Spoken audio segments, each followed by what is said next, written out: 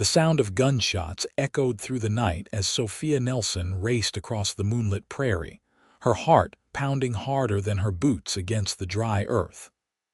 Blood trickled from a gash on her arm, but she couldn't stop, not with Price's men so close behind. The distant lights of a homestead beckoned like a lighthouse in a storm, promising sanctuary, if only her trembling legs could carry her the remaining distance. Wyoming Territory, 1876. A brutal spring had given way to summer, and with it, the dangers that had driven Sophia from the only life she'd ever known. "There she goes," a gruff voice shouted in the darkness. "Don't let her get away." Sophia's lungs burned as she pushed herself harder, the barn looming larger with each desperate stride. Behind her, horses' hooves thundered, closing the distance with terrifying speed.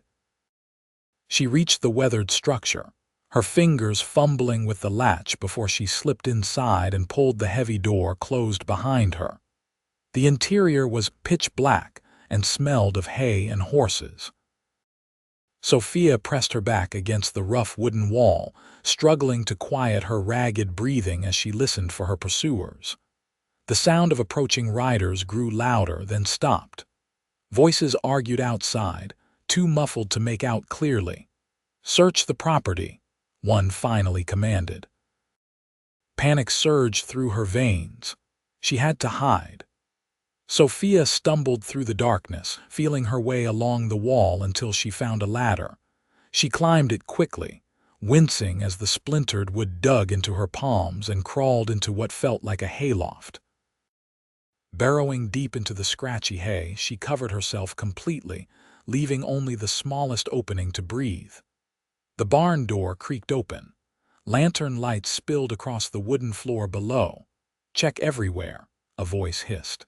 "She's worth $1,000 to the boss, dead or alive." Footsteps circled the barn. A horse nickered softly. Something metallic clattered to the ground, followed by a curse. Sophia held her breath, willing her racing heart to quiet. After what felt like an eternity, the men departed.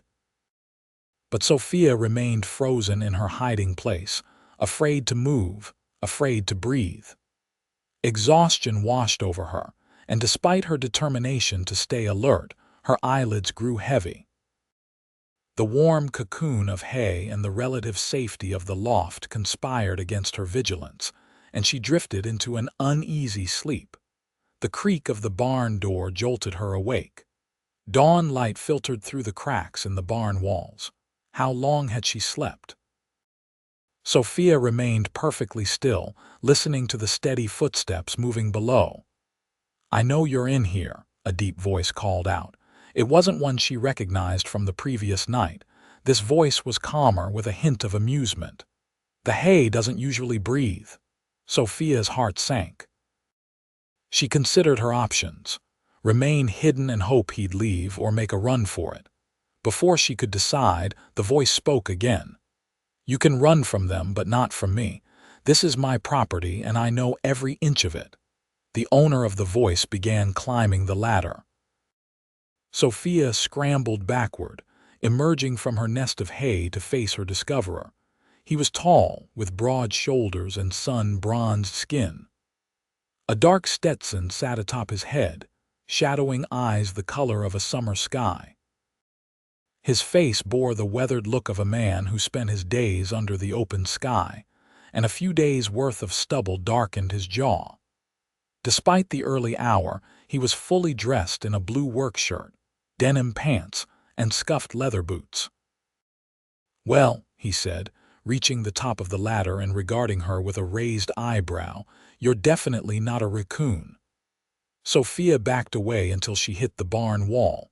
"I'm sorry, I'll leave. I just needed somewhere to hide for the night, from Price's men." He asked, his expression hardening. She stiffened. "You know them, I know of them. Garrett Price isn't exactly beloved in these parts." He crossed his arms, studying her. "I'm Nathan Jennings. This is my ranch." "Sophia Nelson," she replied cautiously. "I'm sorry for trespassing, Mr. Jennings. I'll be on my way." Nathan's gaze traveled to her blood-stained sleeve. "You're hurt." "It's nothing." Sophia instinctively covered the wound with her hand. "Just a scratch." "That's quite a nothing you've got there." He frowned. "Those men will be back, you know. Price doesn't give up easily, especially when there's money involved." Sophia swallowed hard. "That's my problem, not yours." Nathan shook his head. "Became my problem when you chose my barn to hide in." He sighed, then gestured toward the ladder. "Come on. You need that arm looked at, and I reckon you could use some breakfast." Sophia hesitated. "Why would you help me? You don't know me." "Let's just say I've got no love for Garrett Price and leave it at that for now." His eyes softened slightly. "I'm not going to harm you, Miss Nelson. But I can't in good conscience let you head back out there in your condition with Price's men combing the territory." Hunger and exhaustion battled with caution in Sophia's mind. Finally, practicality won out. She needed food, medical attention, and rest if she had any hope of continuing her journey. "Very well, Mr. Jennings," she said, her voice steady despite her apprehension. "I accept your hospitality for now." Nathan's ranch house was modest but well maintained. Warm morning light streamed through clean windows onto simple, sturdy furniture. A fire crackled in the stone hearth, taking the edge off the early morning chill. "Sit," Nathan instructed, gesturing to a chair at the kitchen table. He moved to a cabinet, retrieving a box of medical supplies. "Let me see that arm." Sophia reluctantly rolled up her sleeve, revealing an angry 4-inch gash along her forearm. Nathan whistled low.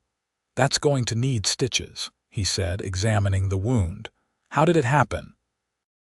"One of Price's men caught up to me outside of Laramie," Sophia explained, wincing as he began cleaning the wound with whiskey. "He had a knife. I was lucky he was trying for something more vital." Nathan's jaw tightened as he threaded a needle. "This will hurt," he warned. Sophia nodded, bracing herself. She'd endured worse. As Nathan worked, his touch was surprisingly gentle for hands so calloused and strong. Sophia studied him while he concentrated on his task. He was handsome in a rugged way, with a strong jaw and laugh lines around his eyes that suggested he smiled more often than his current serious expression indicated. "You're good at this," she observed, trying to distract herself from the pain. "Had plenty of practice." "Man can't always make it to town when there's work accidents." He tied off the final stitch. "There, not my prettiest work, but it'll heal clean." "Thank you," Sophia said softly, examining his handiwork. Nathan stood and moved to the stove. "Hope you like eggs and bacon." "It's about all I can manage that's edible." "Sounds wonderful," Sophia replied honestly. She hadn't eaten since yesterday morning, while Nathan cooked. An awkward silence fell between them. Sophia used the opportunity to take stock of her situation. She'd made it nearly 100 miles from Cheyenne before Price's men had caught her trail. If she could just make it to Montana Territory, she might find safety with her mother's cousin in Helena. "So," Nathan said, placing a plate of food before her, "what did you do to get on Price's bad side?" Sophia picked up her fork, considering how much to tell him. "I witnessed something I wasn't supposed to see." Nathan sat across from her with his own plate. "Must have been something significant to put a price on your head." "He murdered a man," Sophia said quietly, meeting his gaze. "A U.S. Marshal investigating Price's operation." Nathan's fork paused halfway to his mouth. "That's a serious accusation." "It's the truth. I worked as a housekeeper at Price's hotel in Cheyenne. The marshal was staying there, asking questions about missing cattle and freight shipments. One night I was delivering fresh towels to his room when I heard arguing. The door was ajar." Her voice faltered. "Price shot him point blank, then saw me in the doorway. I ran." Nathan was silent for a long moment. "And now you're running to?" "Montana. I have family there."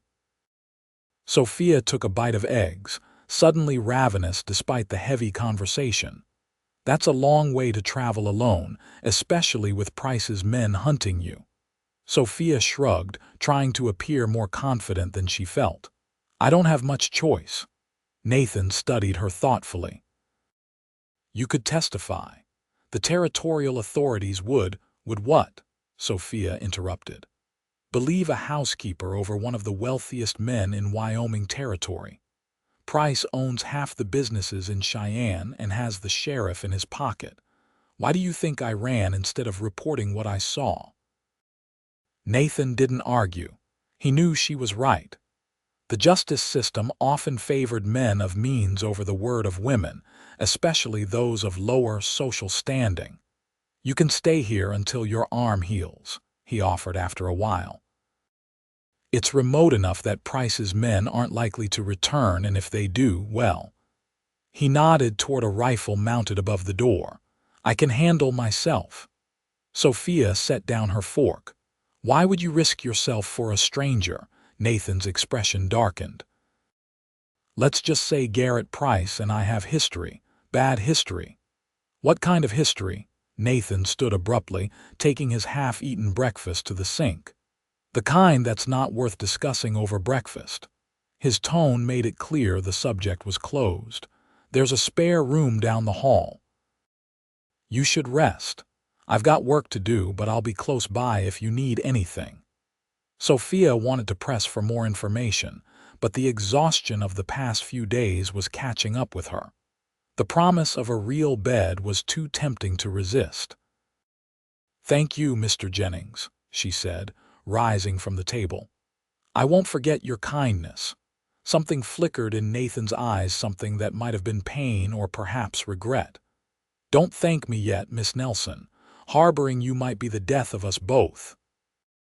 The spare room was simple but comfortable, with a narrow bed, a small dresser, and a window overlooking the rolling grasslands that surrounded the ranch.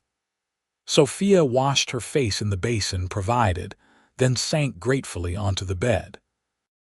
Despite her concerns about Nathan's cryptic warnings and her uncertain future, sleep claimed her almost instantly. When she awoke, the sun was already low in the western sky. She'd slept the day away. Sophia rose, feeling refreshed despite the persistent ache in her arm, and made her way back to the kitchen. Nathan wasn't there, but a covered plate sat on the table with a note. Went to check the north pasture. Back by sundown. Stay inside. Sophia lifted the cover to find bread, cheese, and dried apple slices. Her stomach rumbled, reminding her that one breakfast wasn't enough to make up for days of inadequate meals. As she ate, she considered her options. She could leave now, continuing her journey while Nathan was away. It would be the safest course for him. He'd already risked enough by helping her.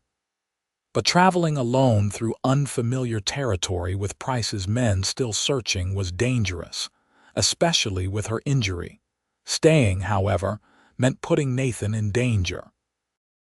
Price wasn't known for his mercy, even to those only tangentially involved in his affairs.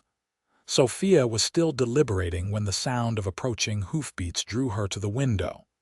Nathan was returning, riding a handsome chestnut gelding. He dismounted with the easy grace of a man who'd spent his life on horseback and led the animal toward the barn. Sophia watched him, noting the confident set of his shoulders and the way he moved with purpose. There was something compelling about Nathan Jennings, a quiet strength that made her feel safe despite the danger that had followed her to his doorstep. She was still at the window when Nathan emerged from the barn and headed toward the house. He looked up, catching her watching him, and tipped his hat with a half-smile that transformed his solemn face. Sophia felt her cheeks warm as she stepped back from the window, embarrassed to be caught staring. The front door opened moments later. "Good, you're up," Nathan said, hanging his hat on a peg by the door. "How's the arm?" "Better, thank you." Sophia gestured to the empty plate. "And thank you for the food." Nathan nodded, moving to the sink to wash trail dust from his hands and face. "I was thinking," he said, his back to her as he dried off, "that it might be best if you stayed here a while longer than we initially discussed." Sophia frowned. "Why?" Nathan turned to face her, his expression grave. "Because Price's men are still searching the area. I ran into a neighbor while checking my fencing.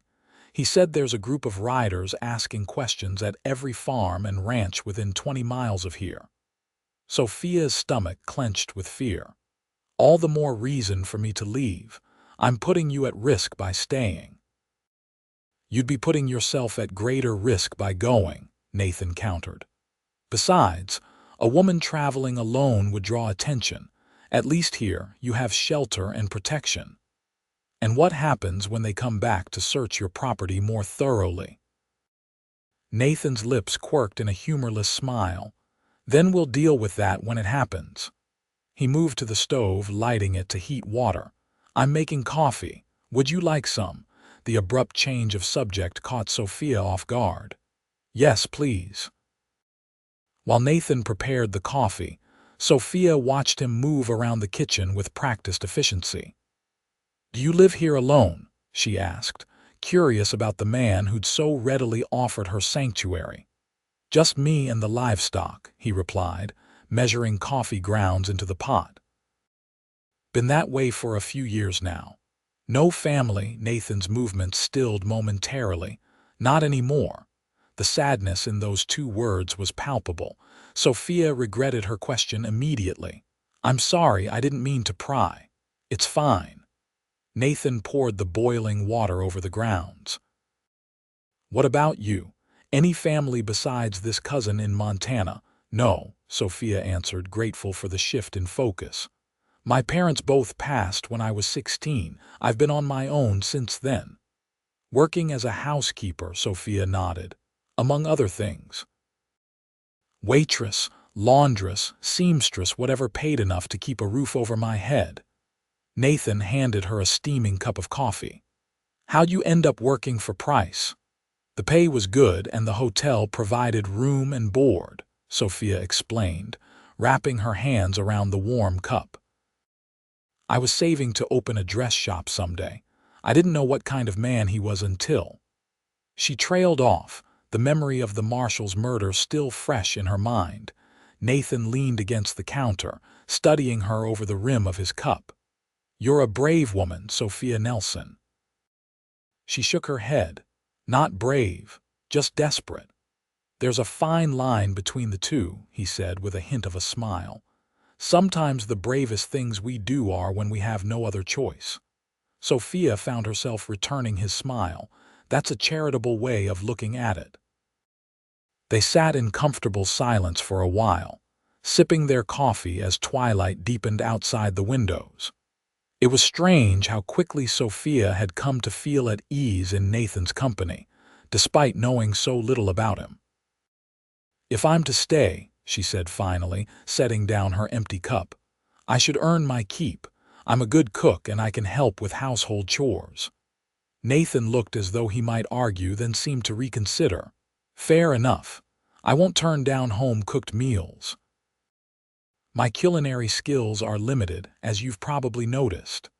"It's settled then," Sophia said, feeling oddly relieved to have a purpose and a place, however temporary. "I'll start tomorrow." The next morning, Sophia rose with the sun. Her arm still ached, but the inflammation had subsided, and Nathan's neat stitches were doing their job. She found him already awake, preparing to head out for his morning chores. "There's eggs and flour in the pantry," he told her. "Help yourself to whatever you need." "I'll be back for breakfast in about an hour."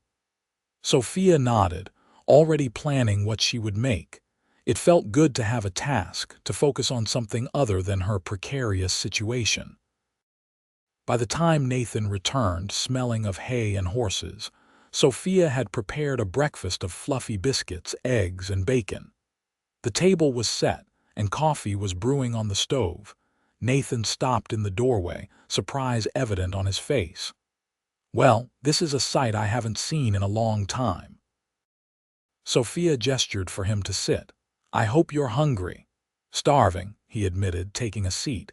He watched as she placed a laden plate before him. "You didn't have to go to all this trouble." "It's no trouble. Cooking helps me think." She sat across from him with her own, more modest portion. "Besides, you've been kind enough to give me shelter. The least I can do is provide a decent meal." Nathan took a bite of biscuit and closed his eyes briefly in appreciation. "If this is what I get for harboring a fugitive, I should do it more often." Sophia laughed, the sound surprising her. When was the last time she had laughed? Before witnessing the murder, certainly. It felt good, normal in a way little had since that terrible night. "Tell me about your ranch," she said, genuinely curious. "How long have you been here?" 5 years on my own," Nathan replied between bites. "But the ranch has been in my family for nearly 15 years. My father staked his claim when the territory was first opened for settlement." "It's beautiful land," Sophia observed. "Peaceful." "That it is." Nathan's gaze softened as he looked out the window at the rolling grasslands stretching toward distant mountains. "That's why I stayed, even after." He stopped, his expression closing off again. Sophia sensed there was more to the story, but she didn't press. Everyone had their secrets, their sorrows. She understood the need to keep certain wounds private. After breakfast, Nathan showed Sophia around the property. The main house was modest but well built, with a deep porch that wrapped around 2 sides. A short distance away stood the barn where she'd hidden, as well as a chicken coop, a smokehouse, and a small corral where several horses grazed. "It's not much compared to some of the big spreads," Nathan said as they walked, "but it's enough for me. I run about 100 head of cattle on the north grazing lands." "You manage all this yourself?" Sophia asked, impressed by the well-maintained property. "Mostly. I hire help during calving season and for the big roundups, but day to day it's just me." He glanced at her. "And now you, I suppose, at least for a while." They stopped at the corral fence, watching as the horses moved gracefully across the enclosure. Nathan pointed to a dappled gray mare. "That's Willow. Gentlest horse I've ever trained. If you're staying a while, you should learn to ride. Might come in handy." Sophia bit her lip. "I've never been on a horse." Nathan looked genuinely shocked. "Never? How have you managed to live in Wyoming Territory and never ride a horse?" "I've always lived in towns," she explained. "We walked everywhere or took the stagecoach for longer journeys." Nathan shook his head in disbelief. "Well, that settles it. Riding lessons begin tomorrow." "Is that really necessary?" Sophia asked, eyeing the large animals with trepidation. "Out here, absolutely." Nathan's expression was serious.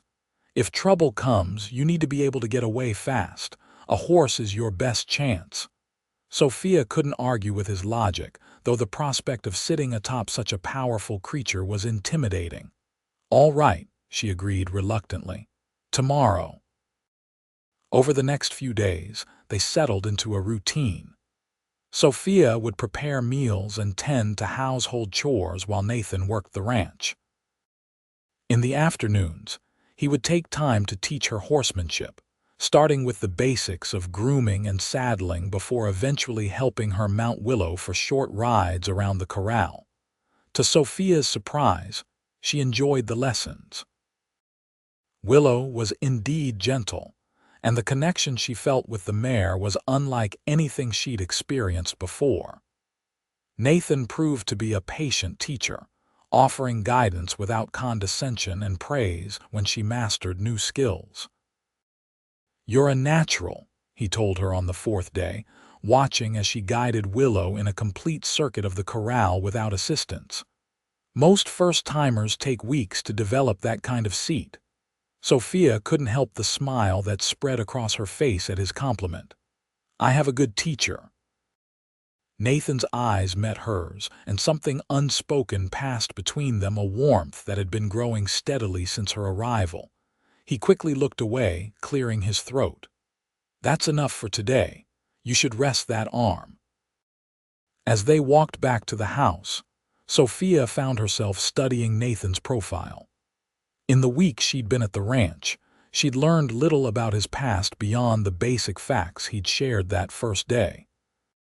He spoke freely enough about ranch work, horses, and the challenges of the territory, but any mention of family or his life before the ranch caused him to withdraw. "Nathan," she ventured as they reached the porch, "may I ask you something personal?" He paused, wariness creeping into his expression. "You can ask. Can't promise I'll answer." "What happened between you and Garrett Price?" Nathan's jaw tightened, and for a moment Sophia thought he would refuse to answer. Then he sighed, gesturing for her to sit on the porch swing. "Price wanted this land," he said after a long silence. "His ranch borders mine to the east. He's been buying up smaller spreads for years, expanding his holdings. My father refused to sell, and so did I when the ranch passed to me." "Is that all?" Sophia asked, sensing there was more to the story. Nathan stared out at the horizon, his eyes distant. "No, there was a water dispute. The creek that runs through my property is the best water source for miles.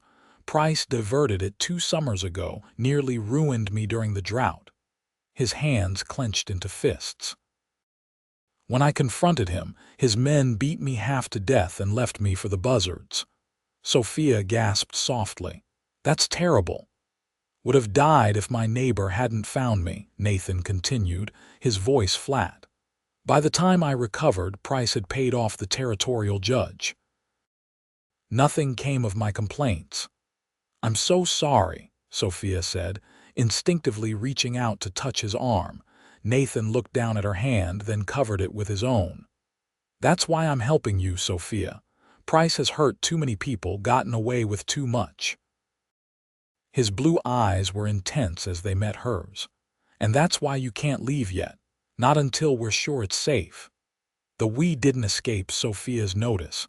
Somehow her problem had become their problem. The realization brought both comfort and concern. Nathan had already suffered at Price's hands.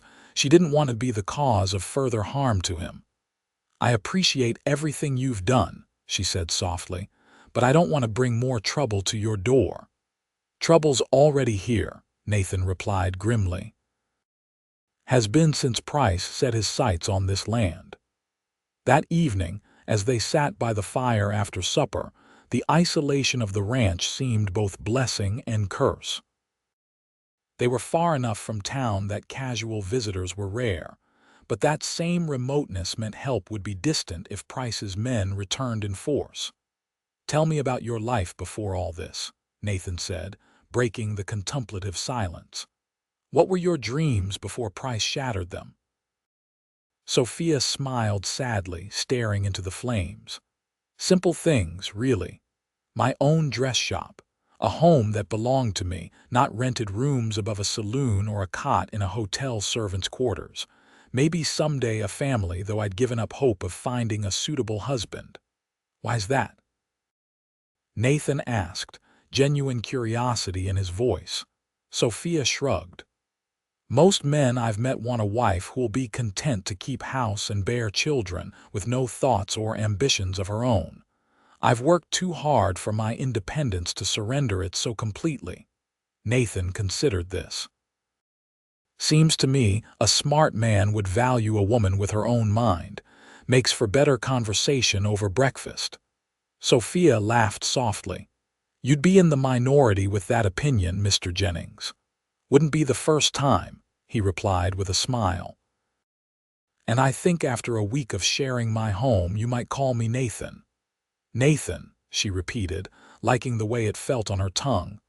"And what about you? What dreams did you have before life intervened?" He poked at the fire, sending sparks up the chimney. "Had a lot of plans once. Breeding horses was my passion, still is when I can spare the time from the cattle. Wanted to build the finest horse stock in the territory." He hesitated. "Wanted a family too, wife, children, the whole dream." "What happened?" Sophia asked gently. Nathan was quiet for so long that she thought he wouldn't answer. When he finally spoke, his voice was rough with emotion. I was engaged. Emily was her name. We were to be married in the spring of '73. He swallowed hard. There was a fever that winter, took half the town, including her. Sophia's heart ached for him. I'm so sorry, Nathan. After that, I just focused on the ranch. Seemed easier than risking that kind of loss again. He met her gaze across the firelight. Until recently, anyway. The implication in his words hung between them, charged and fragile. Sophia felt her pulse quicken as Nathan's eyes held hers. He was an honorable man, kind and brave, and the attraction she felt toward him had grown steadily during her stay. But the timing couldn't be worse, her life in danger, his past sorrows still evident in the shadows behind his eyes. The moment was broken by a sound outside, a horse approaching at a gallop. Nathan was on his feet instantly, reaching for his rifle. Stay here, he ordered, moving to the window. He peered out cautiously, then relaxed slightly. It's Sam Tucker, my neighbor. Nathan opened the door as a wiry older man dismounted from a lathered horse. Sam, what's wrong? Price's men, Sam panted, accepting the water Nathan offered. They're searching every property along Coyote Creek. Been to my place already. Said they're looking for a woman, a murderess who killed one of their men near Laramie. Sophia felt the blood drain from her face. Nathan's expression hardened. That's a damned lie, he said quietly. How many? 6, heavily armed. They're working their way west. You'll be next, likely tomorrow.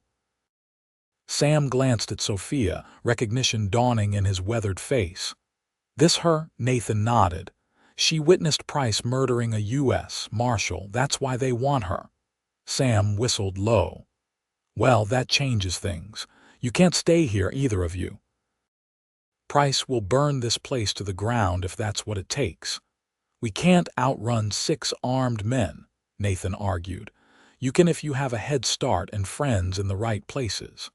Sam fixed Nathan with a meaningful look. The Winnetka train leaves for Montana Territory at noon tomorrow. If you can get there, Marcus Jensen still owes you for saving his boy from that stampede. He'd help you get aboard without questions.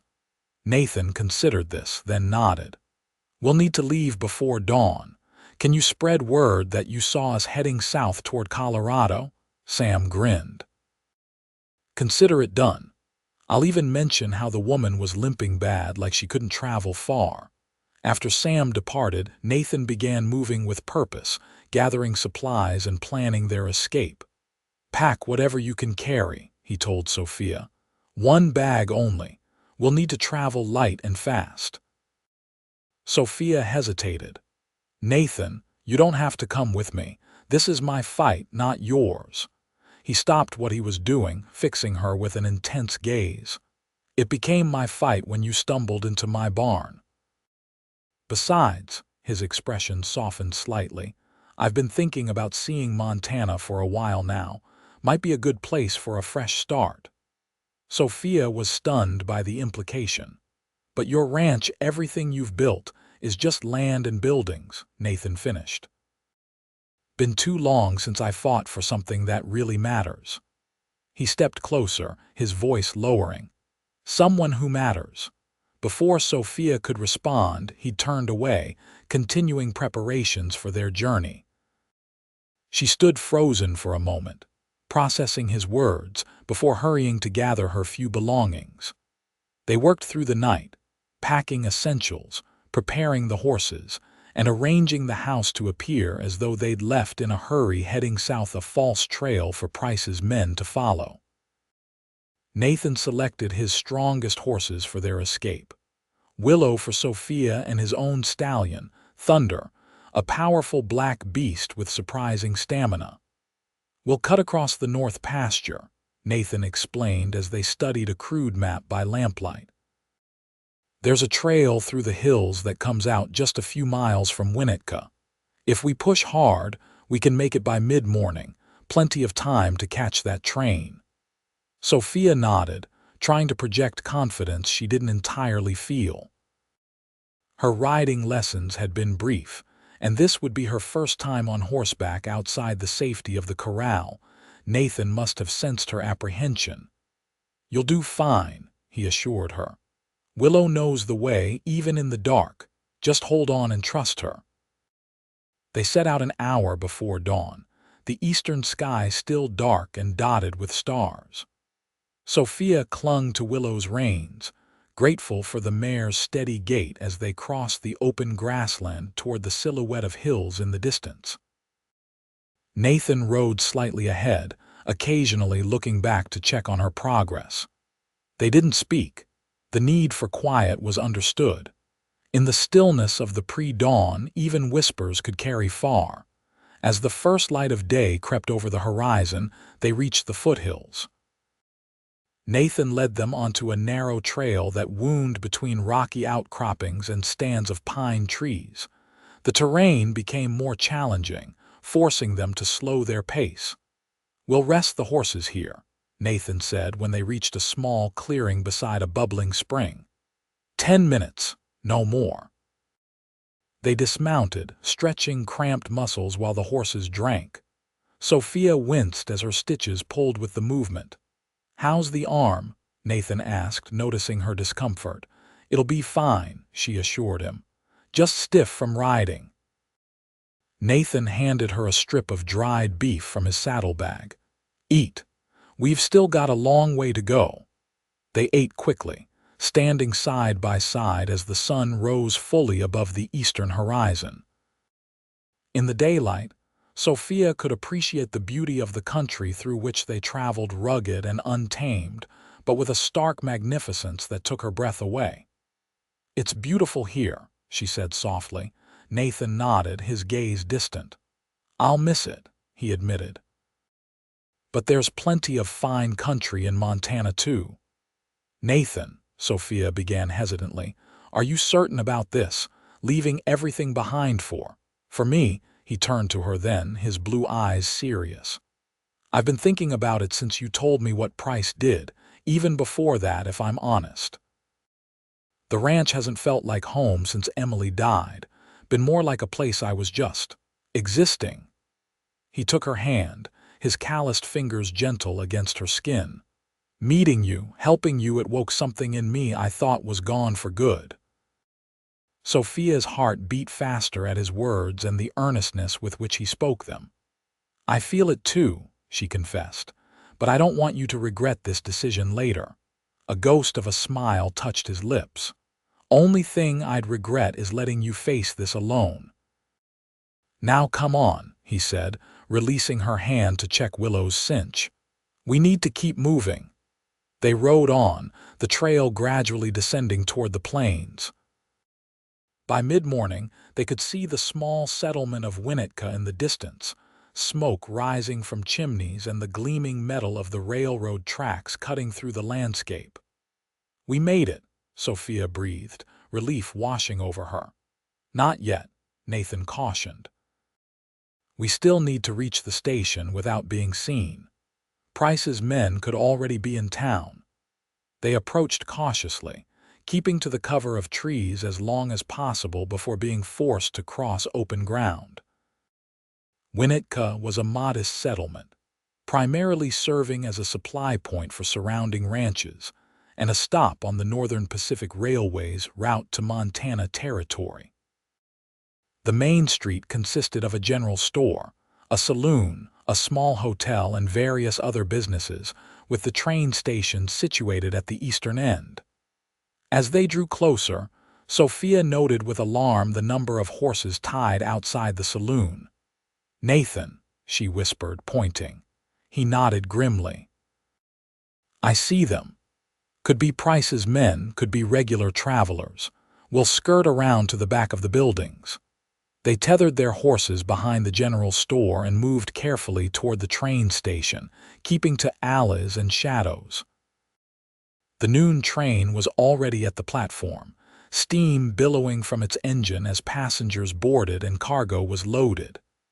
"There's Marcus," Nathan murmured, indicating a broad-shouldered man supervising the loading of livestock into a stock car. "Wait here while I speak with him." Sophia pressed herself against the wall of the station house, heart pounding as Nathan approached his friend. She watched as the two men spoke briefly, Marcus's expression changing from surprise to determination. After a moment, he nodded and clasped Nathan's shoulder. Nathan returned to her side. "Marcus will help us board once the passengers are loaded. There's a private car at the rear of the train for a cattle buyer heading to Helena. We can ride there without being seen. What about the horses?" "Marcus will see they're sold to good homes," Nathan replied, a hint of sadness in his voice. "I've already said my goodbyes." The next 20 minutes were some of the most tense of Sophia's life. They watched from hiding as the platform gradually emptied, passengers finding their seats as the conductor made final calls. Just as they prepared to move toward the train, a commotion at the far end of the platform caught their attention. 4 men on horseback galloped up to the station, dismounting quickly. Even from a distance, Sophia recognized Garrett Price's distinctive gray coat and black hat. Her blood ran cold. "He came himself," she whispered, fear tightening her throat. "Price is here." Nathan's expression darkened. "He must want you badly to lead the hunt personally." They watched as Price and his men began questioning people on the platform, showing what appeared to be a sketch to passengers and train workers alike. "We'll never make it past them," Sophia despaired. Nathan's jaw set in determination. "Yes, we will." He looked around, then pointed to a stack of crates waiting to be loaded. "There. We can use those for cover to reach the last car. Marcus will create a distraction." As if on cue, Marcus Jensen began shouting about a problem with the livestock, drawing Price and his men toward the front of the train. Nathan seized the opportunity, gripping Sophia's hand tightly as they darted from their hiding place toward the crates. They crouched behind the wooden boxes, hearts racing as one of Price's men walked past, barely 3 feet away. When he moved on, they made a final dash for the private car at the rear of the train. Marcus had left the door unlocked as promised. Nathan helped Sophia aboard, then climbed in after her, securing the door behind them. The car was luxuriously appointed with plush seats, polished woodwork, and curtained windows. "Stay low," Nathan warned as they moved away from the door. "We're not safe until the train is moving." They huddled together beneath a window, listening to the activity outside. The conductor's final call came, followed by the sharp whistle of departure. Slowly, with a lurch that nearly sent them sprawling, the train began to move. Sophia held her breath, afraid to hope they had truly escaped. Through a tiny gap in the curtains, she watched as the platform receded and saw Garrett Price staring directly at their car, his expression murderous. "He saw us," she gasped. Nathan peered through the curtain. "Too late now," he said as the train picked up speed. "We're beyond his reach." As Winnetka disappeared behind them, Sophia finally allowed herself to relax marginally. They settled onto one of the plush benches, the rhythmic clacking of the wheels on the track providing an oddly comforting background to their conversation. "What happens now?" Sophia asked. "We continue to Helena as planned," Nathan replied. "Find your cousin, explain the situation. Then—" He hesitated. "That depends on what you want, Sophia." She looked at him, studying the face that had become so dear to her in such a short time. "What I want," she said slowly, "is to stop running, to build something real, a life that's mine." Nathan reached for her hand, his touch gentle but sure. "I want that too, and I want to build it with you if you'll have me." Sophia's heart swelled with emotion. "I would like that very much," she whispered. "But what about Price? He won't stop looking for me." "Then we'll go somewhere he can't follow," Nathan said confidently. "Further north, maybe. I hear Canada has fine grazing land and Price has no influence beyond the border. The idea was appealing, a fresh start in a place where Garrett Price's reach couldn't extend. Sophia allowed herself to imagine it. A small ranch, perhaps a shop in a nearby town where she could pursue her dream of dressmaking, and Nathan by her side through it all. "It won't be easy," she cautioned. "We'll be starting with nothing." Nathan smiled, the warmth reaching his eyes. "Not nothing, we'll have each other. The rest we can build one day at a time." He leaned forward then, his intention clear in his gaze. Sophia met him halfway, their lips touching in a gentle first kiss that promised more to come. When they parted, Sophia felt a certainty she hadn't experienced in years. Whatever challenges lay ahead, they would face them together. For 3 days, they traveled north through Montana Territory, the train stopping at various settlements along the way. They remained mostly in their borrowed car, venturing out only when necessary and always vigilant for any sign of pursuit. By the time they reached Helena, both were weary but hopeful. Sophia's cousin, Margaret Winters, operated a boarding house on the outskirts of the growing city. Finding her proved easier than expected. Her establishment was well known locally for its clean rooms and excellent meals. Margaret welcomed them with open arms, her initial surprise at Sophia's arrival quickly giving way to concern when they explained the circumstances of their journey. "Of course you can stay," she assured them, showing them to adjacent rooms on the second floor. "As long as needed. Helena's growing so fast, there's work for everyone, especially skilled hands like yours, Mr. Jennings." Nathan accepted her hospitality gratefully. "I won't impose longer than necessary, Mrs. Winters. I intend to find work quickly." "Nonsense," Margaret replied firmly. "Family doesn't impose. And any man willing to risk everything to help my cousin is family in my books." In the weeks that followed, they settled into a new routine. Nathan found work at a local livery, his expertise with horses quickly earning him the owner's respect. Sophia helped Margaret with the boarding house while seeking opportunities to use her sewing skills. Their relationship deepened naturally, their shared ordeal creating a bond that grew stronger with each passing day. They spoke often of their future plans, a small plot of land outside the city, perhaps, where Nathan could raise horses while Sophia established her dress shop. 2 months after their arrival in Helena, Nathan proposed properly, presenting Sophia with a simple silver ring he'd saved for weeks to purchase. "I can't offer you wealth or luxury," he said as they walked along the banks of the creek that ran behind Margaret's property. "But I can promise to love you, protect you, and build a life with you that's full of purpose and joy."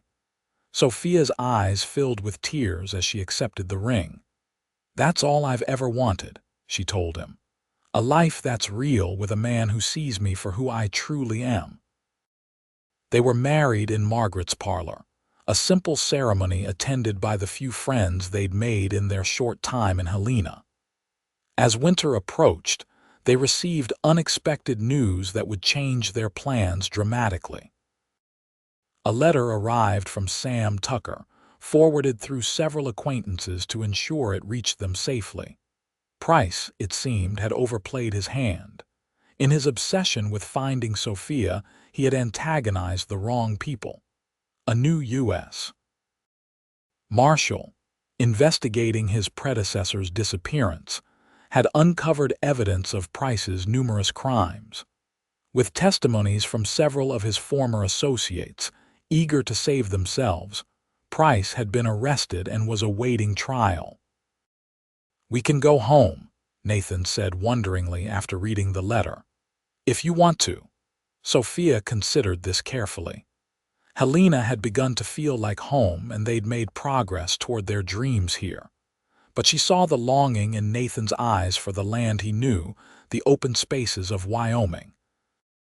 "Yes," she decided. "Let's go home."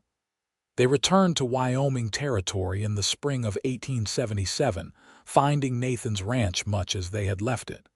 Sam Tucker had kept an eye on the property, preventing looters and maintaining the essential structures. The land had survived without them, patient and enduring. As they stood on the porch of the ranch house, watching their first sunset back home, Nathan pulled Sophia close.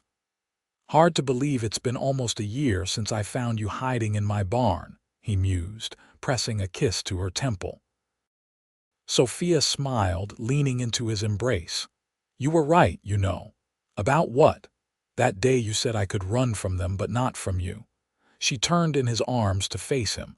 "I'm glad I stopped running." Nathan's eyes were tender as he gazed down at her. "Me too. Though technically, we did quite a bit more running after that." Sophia laughed, the sound carrying across the grasslands that stretched out before them. Together, though, that made all the difference. In the years that followed, the Jennings ranch prospered. Nathan's dream of breeding fine horses became reality, with buyers coming from as far as Denver and Salt Lake City to purchase his stock. Sophia opened her dress shop in the growing town of Winnetka, her designs earning a reputation that brought customers from throughout the territory. Their first child, a son they named James, was born in the winter of 1878, followed by twin daughters, Emily and Rose, 2 years later. The ranch house, once so empty and silent, now echoed with children's laughter and the bustle of family life. Price's conviction and subsequent imprisonment brought a measure of justice for the U.S. Marshal's death and the many other crimes he had committed. Though Sophia was called to testify at his trial, she did so without fear, knowing that Nathan stood firmly beside her. On the 5th anniversary of the day they met, Nathan surprised Sophia with a special gift, a locket containing miniature portraits of their children on one side, and on the other, a tiny sketch of the barn where she had hidden that fateful night. "To remember where our story began," he explained as he fastened it around her neck. Sophia touched the locket gently, then reached up to caress her husband's face. "I've never needed reminders," she told him softly. "Some things are impossible to forget." As twilight descended over the Wyoming prairie, Nathan and Sophia Jennings sat together on their porch swing, watching their children play in the yard before them. The journey that had begun in fear and desperation had led them here to a life built on love, trust, and the courage to face whatever challenges came their way. In the distance, a lone rider approached along the road from town. Sophia tensed momentarily, old instincts dying hard, before recognizing the familiar figure of Sam Tucker coming to share their evening meal, as he often did. "Some habits are hard to break," Nathan observed, noting her reaction with understanding. Sophia relaxed, smiling as she watched their old friend dismount. "Some are worth keeping," she replied. "Being watchful has served us well." "As has knowing when it's safe to stop running," Nathan added, squeezing her hand. Sophia nodded, contentment washing over her as she looked at the life they had built together. "I wouldn't change a moment of it," she said. "Not even the frightening parts. They led me to you." As the sun dipped below the horizon, painting the sky in brilliant hues of orange and purple, Nathan kissed his wife tenderly. "No more running," he whispered against her lips. "No more running," Sophia agreed. "Only living." And in the gathering dusk, surrounded by the family and home they had created together, that promise felt like the most precious gift of all.